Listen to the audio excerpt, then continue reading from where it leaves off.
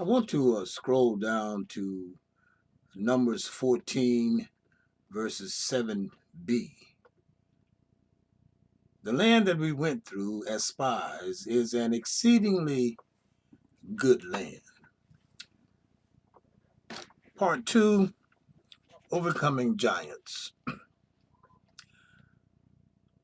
Overcoming giants is the truest context to value and appreciate Black history.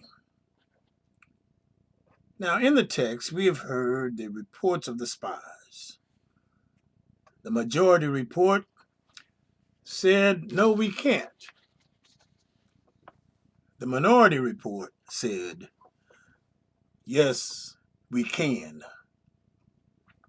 Now, a few parallels can be drawn between biblical Hebrew history and Black history.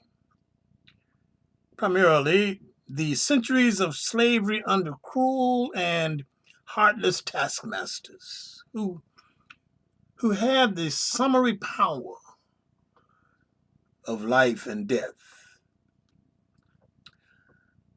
But there is a wide divergence. The Hebrews migrated into Egypt and became enslaved because a Pharaoh arose who knew not Joseph. We were kidnapped, stolen. Those who enslaved us erased our historic, cultural, religious, family memory. The Hebrews did not suffer in that way. The Hebrews left their enslavement with leaders. They left their enslavement with the spoils of their labor. And significantly more importantly, they were kicked out of their enslavement with somewhere to go. Now, Dr. W.E.B. Du Bois says, the Negro was freed as a penniless, landless, naked, ignorant laborer. We received no 40 acres and a mule. As I said before, yesterday a slave, now a penniless, naked, landless, ignorant laborers. But significantly and more importantly, we had nowhere to go. Black people came through slavery, not from slavery. But as Martha and the Vandellas sang, we had nowhere to run to, baby, and nowhere to hide. So we had to be about the business of overcoming giants, and we had to do it in a hurry. Far be it from me to challenge any work of Dr. Du Bois. However, I'm not so sure about the ignorant laborer part. Ignorant in letters, for sure. Few could read, and perhaps fewer could write. But during slavery, there were those who had learned how to lay a brick, measure a plank, saw a board, fashion a door, pitch a roof, fix a wagon wheel, forge a horseshoe, sew a dress, and as heaven knows, how to farm. Like the myriad of stars which appear and then are invisible, whose names we do not know, yet it was they who came through great tribulation. It was they who faced giants. It was they who laid the firm foundation for Black history. Today, the talk is about terrorism. And there are those who cynically stoke the fear of terrorism. But we do not walk around every waking minute of the day with the anakim of terrorism on our minds. This was not the case for them.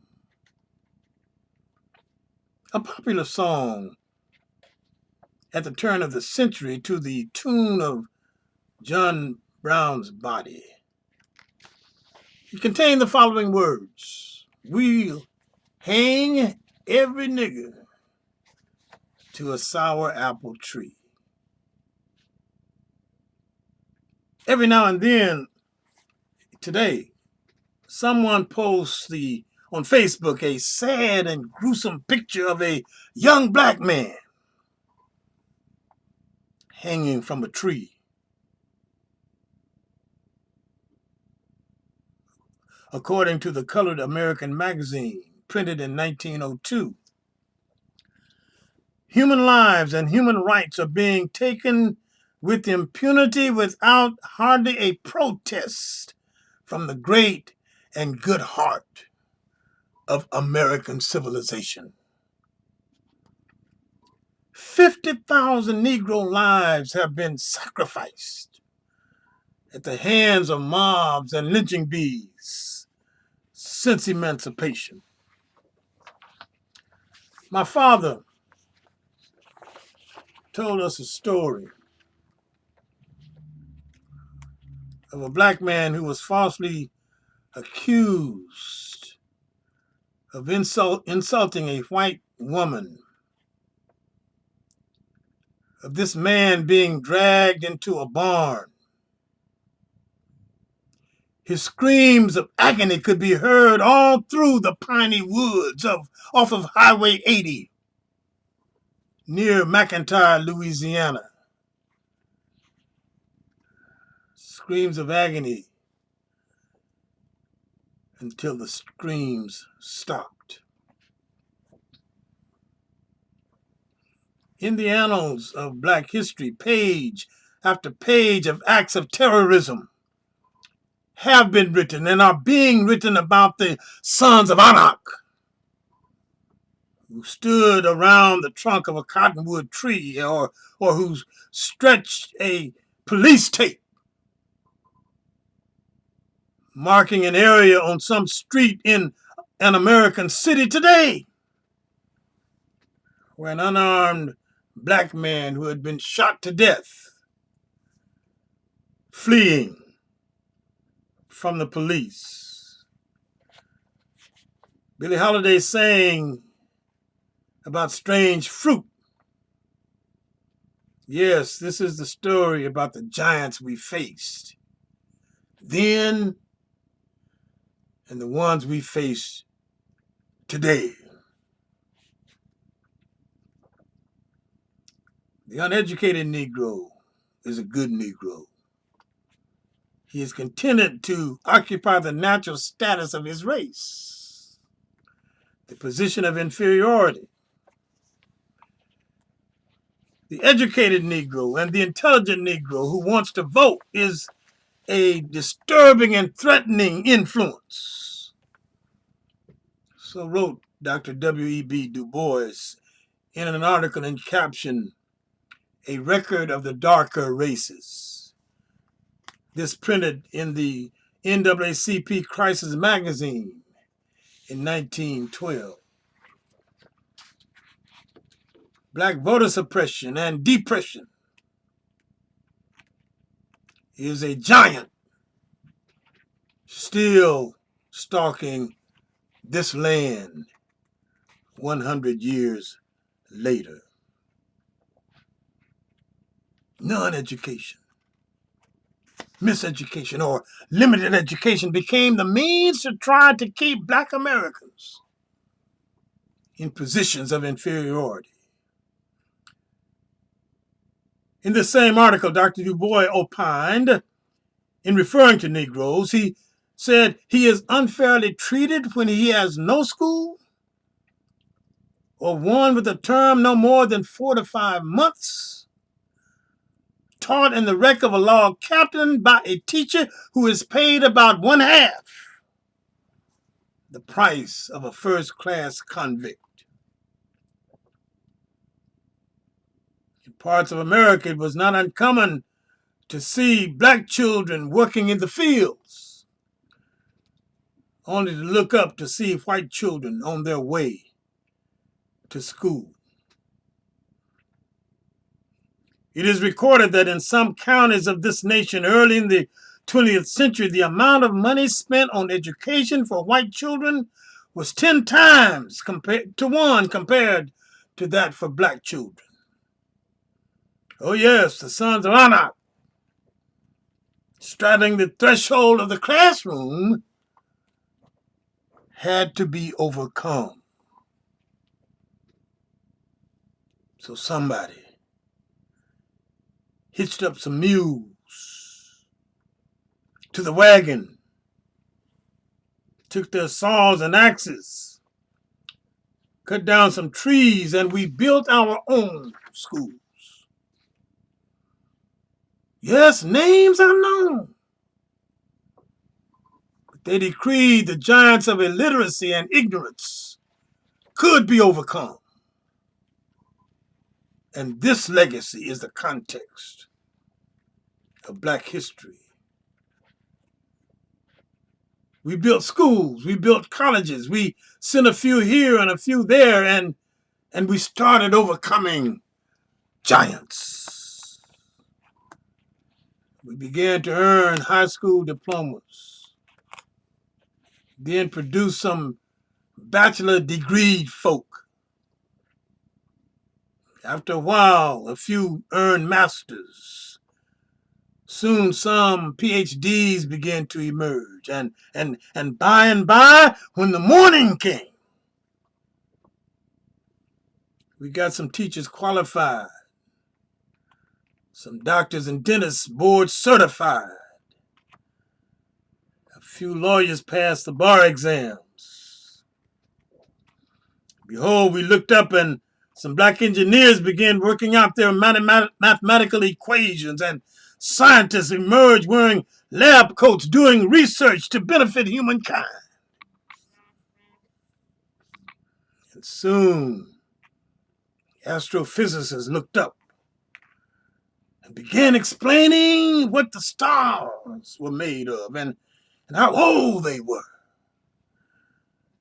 And we could wonder anew, O Lord, our Lord, when I consider the heavens. In the text, the spies brought back samples of possible economic prosperity. In his book, From Slavery to Freedom, Dr. John Hope Franklin, whose father, B.C. Franklin, was an attorney in Tulsa, Oklahoma during the 1921 Tulsa Race War, which destroyed what was known as the Black Wall Street of the United States. Dr. Franklin says,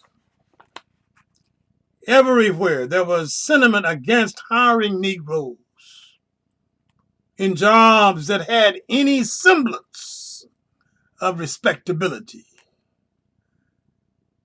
And this was true in the North as well as in the South. Franklin points out, since the whites were not willing to concede economic opportunity, the Northern Negroes were isolated in the midst of a medieval civilization founded on the caste of color. End quote. Yes, we became the last hired and the first fired. In the South, the sharecropper system and the rent and credit system kept an unnumbered number of black Americans in perpetual debt.